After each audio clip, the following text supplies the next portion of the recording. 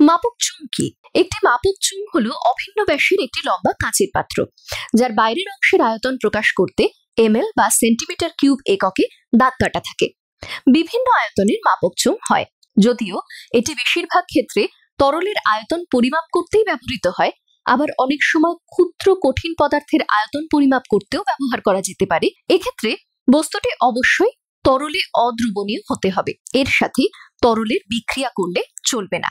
কিভাবে তরলের আয়তন পরিমাপ করা হয়? একটি পরিষ্কার শুকনো মাপক চোঙে সরাসরি পরীক্ষার তরল ঢেলে দেওয়ার পরে মাপক চোঙের উপরের পৃষ্ঠটি স্থির অবস্থায় কোন দাগের সাথে একত্রিত হচ্ছে সেটা দেখা যায়। এই পাঠই তরলের আয়তন নির্দেশ করে। একটি চায়ের কাপে কত পরিমাণ চা আছে, কিভাবে এবং কোন এককে সেটি পরিমাপ করা যাবে। অনিয়মিত আকারের কঠিন বস্তুর আয়তন নির্ণয়। এখানে তরলকে একটি পরিষ্কার মাপক চোঙে নির্দিষ্ট দাগ অবধি রাখা হয় এবং পাঠটি রেকর্ড করা হয়। এরপরে পাথরের একটি ছোট টুকরো সূক্ষ্ম মোমের সুতোয় মুড়িয়ে তরলে সম্পূর্ণ ডোবানো হয়। এই পরিস্থিতিতে তরলের তল সামান্য উঠে যায় এবং দ্বিতীয় পাঠ নেওয়া শুরু হয়। দুটি পাঠের মধ্যে পার্থক্য অপসারিত তরল তথা বস্তুর আয়তনকে নির্দেশ করে। অর্থাৎ একটি কঠিন বস্তুর আয়তন ইকুয়ালস টু অপসারিত তরলের আয়তন ইকুয়ালস টু বস্তুর প্লাস তরলের আয়তন মাইনাস তরলের প্রাথমিক আয়তন equals to B ml minus a ml equals to x ml।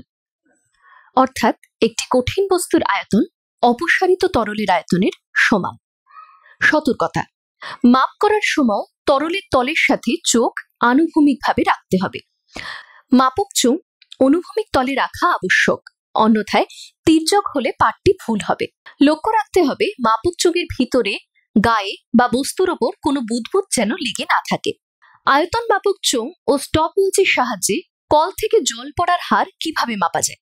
জলের আয়তন মাপ করতে মাপক চোঙ ব্যবহার করা হয় এবং সময় পরিমাপ করতে স্টপওয়াচ ব্যবহৃত হয়। পদ্ধতি: কলের নিচে একটি পরিষ্কার এবং শুকনো আয়তন মাপক চোঙ রাখতে হবে এবং তার সাথে স্টপওয়াচ চালাতে হবে। একটি নির্দিষ্ট সময়ের পরে কলের নিচ থেকে মাপক চোঙ সরানোর সাথে সাথে স্টপওয়াচটি বন্ধ করে দিতে হবে। এরপরে জলের স্তর স্থিতিশীল হলে পাঠ নিতে হবে, মাপক চোঙকে অনুভূমিকভাবে রেখে। যদি টি সেকেন্ডে সংগৃহীত জলের আয়তন v মিলিলিটার হয়, তাহলে পরিমাণের উপর নির্ভর করে জলের আয়তন লিটার এককে এবং সময়কে মিনিট এককে প্রকাশ করা হয়। সতর্কতা: জল দিয়ে মাপক চোঙ ভর্তি করার সময় লক্ষ্য রাখতে হবে যেন জল বাইরে না পড়ে। চোঙের ভিতরে যেন বুদবুদ লেগে না থাকে তাও লক্ষ্য করতে হবে। গ্রাফ পেপারের সাহায্যে একটা অসম আকৃতির পাতের ক্ষেত্রফল নির্ণয়। গ্রাফ পেপারের উপর পাতটাকে রেখে পরিসীমা চিহ্নিত করতে হবে। পাতটি সরিয়ে গণনা করতে হবে সীমানার মধ্যে পূর্ণ বর্গক্ষেত্রের সংখ্যা এবং চিহ্নিত সীমানার মধ্যে যে বর্গক্ষেত্রের অর্ধেক বা অর্ধেকের বেশি অংশ তার সংখ্যা।